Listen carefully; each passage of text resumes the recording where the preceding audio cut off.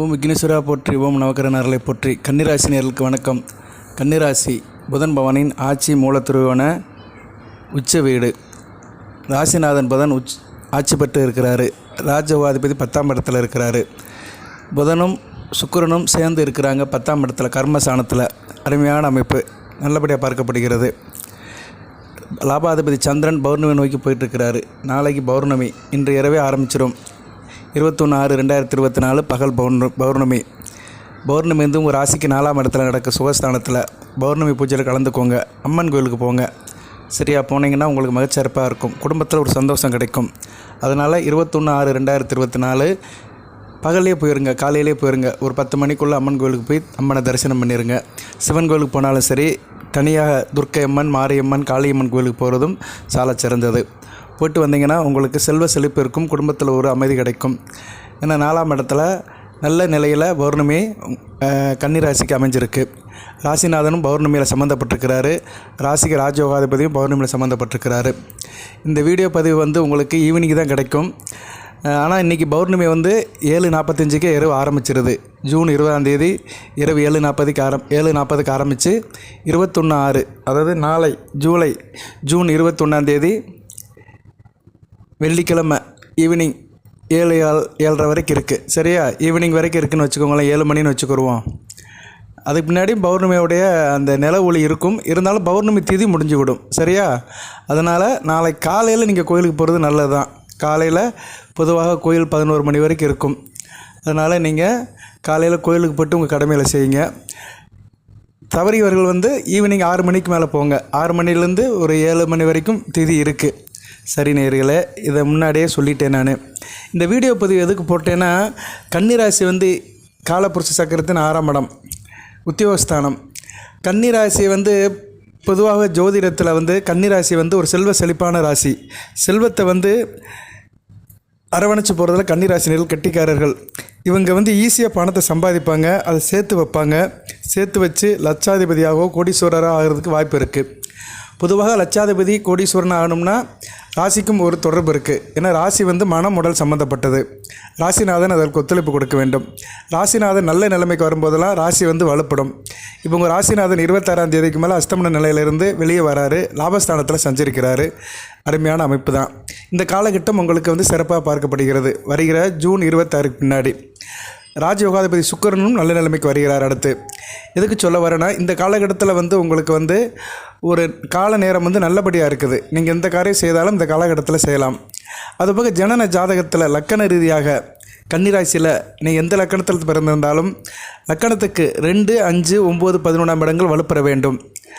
அந்த 2ஆம் இடம், 5ஆம் இடம், 9ஆம் இடம், 11ஆம் இடம் ஆதிபத்திய விசேஷங்கள் வந்து நல்லபடியாக அமைய வேண்டும்.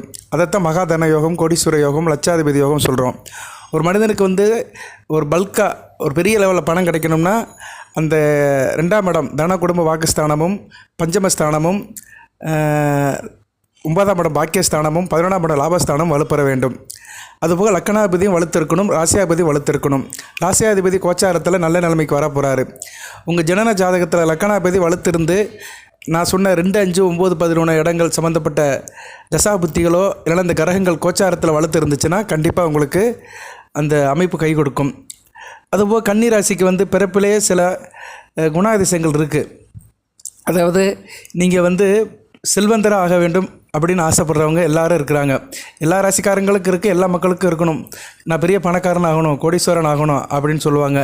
அந்த காலத்தில் தான் செல்வந்தர் அப்படிம்பாங்க. இந்த காலத்தில் பணக்காரன் என்ற ஒரு வார்த்தை முடிச்சிடுறோம். பணம்.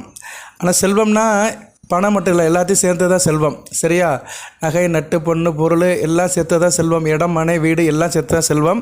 ஆனால் பணம்னு நம்ம சொல்கிறோம். இன்றைக்கி ரூபாய் காகிதங்களது பணம் சொல்கிறோம், ருபீஸ் அப்படிங்கிறோம், காயின்ஸுங்கிறோம். ஸோ எல்லாமே இன்றைக்கி பணமாக பாதிக்கப்படுகிறது. ஸோ அந்த பணத்தை வந்து கன்னிராசினியர்கள் எப்படி கையாளுவாங்க, எப்படி கொண்டு போவாங்க அப்படின்னு பார்த்தோம்னா, கன்னிராசினியர்கள் வந்து பொதுவாகவே நுணுக்கமானவர்கள். சரியா? விவரம் சார்ந்தவர்கள். நுணுக்கமாக இருப்பீங்க, விவரமாக இருப்பீங்க. வாழ்க்கையில் வந்து ஒரு ஒழுக்கமாக இருப்பீங்க, துல்லியமாக இருப்பீங்க.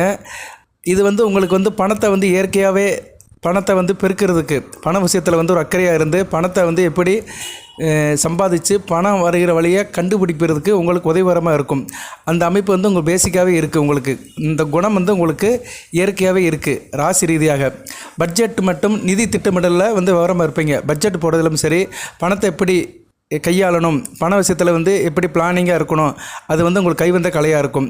அதுபோக வந்து எதிர்காலத்தில் பணத்தை பாதுகாக்கிறதுலையும் நீங்கள் வந்து விட்டு கொடுக்க மாட்டீங்க. பணத்தை சம்பாதிக்கிறத காட்டிலும் பணத்தை எப்படி பாதுகாக்கலாம், அதை எப்படி பணத்தை கட்டி போட்டு வச்சுருக்கலாம், எந்தெந்த இடத்துல சேமிக்கலாம், அதில் வந்து நீங்கள் வந்து ரொம்ப கைதேர்ந்தவனாக இருப்பீங்க.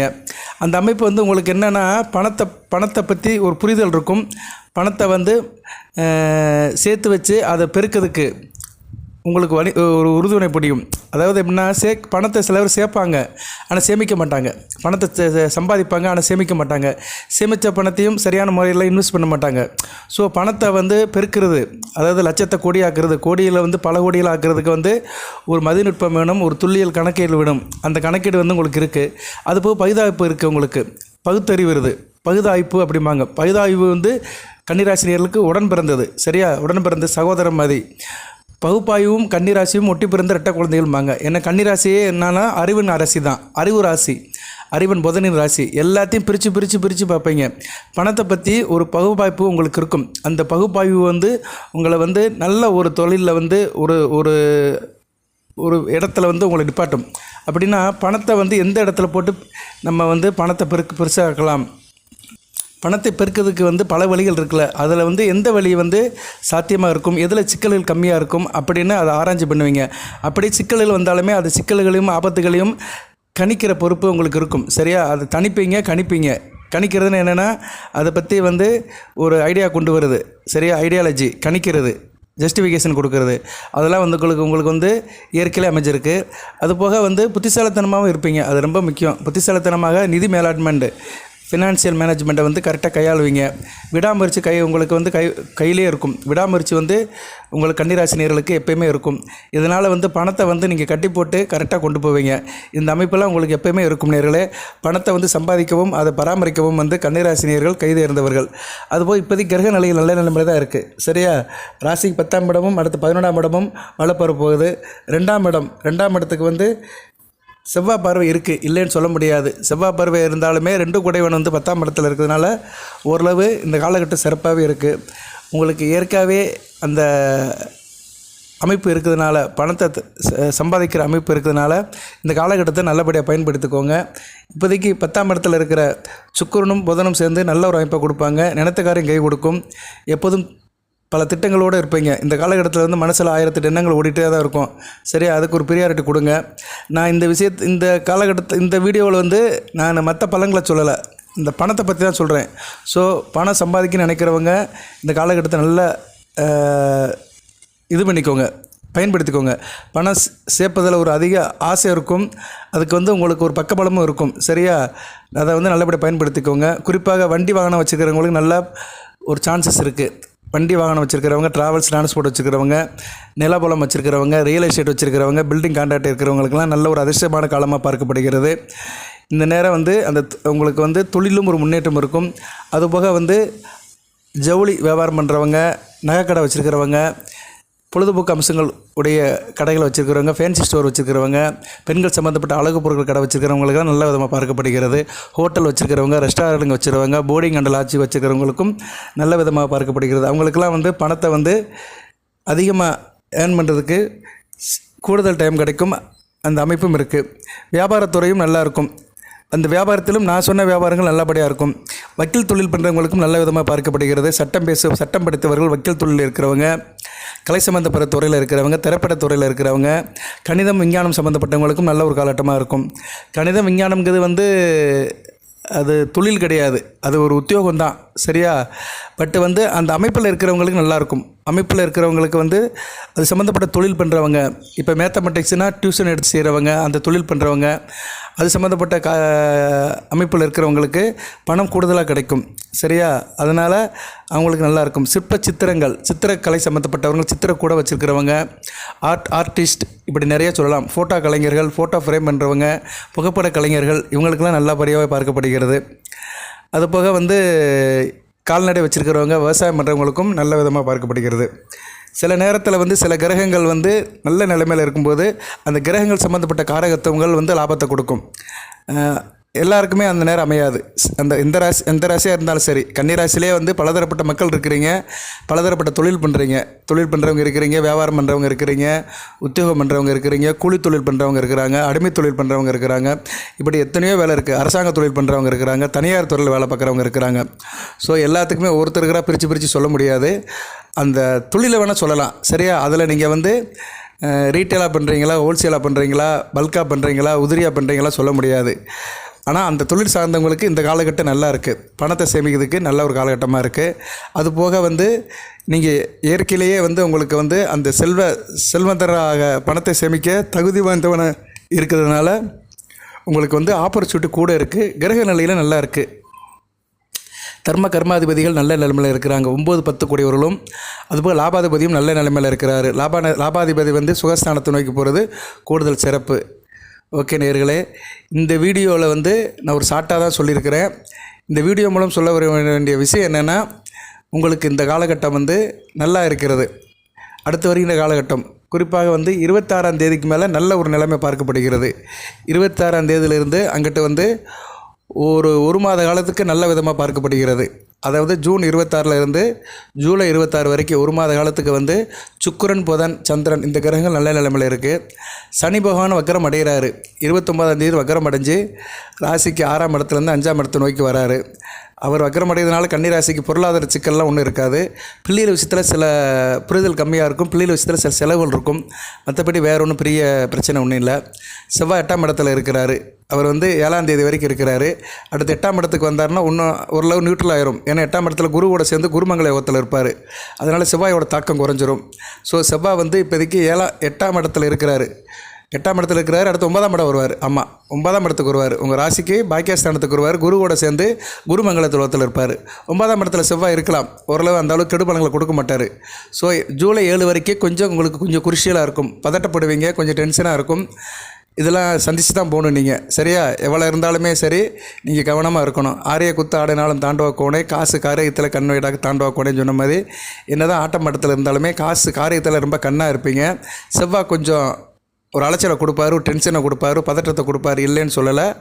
அதுக்கேற்ற மாதிரி உங்கள் நிலைப்பாடை சரி பண்ணிக்கோங்க.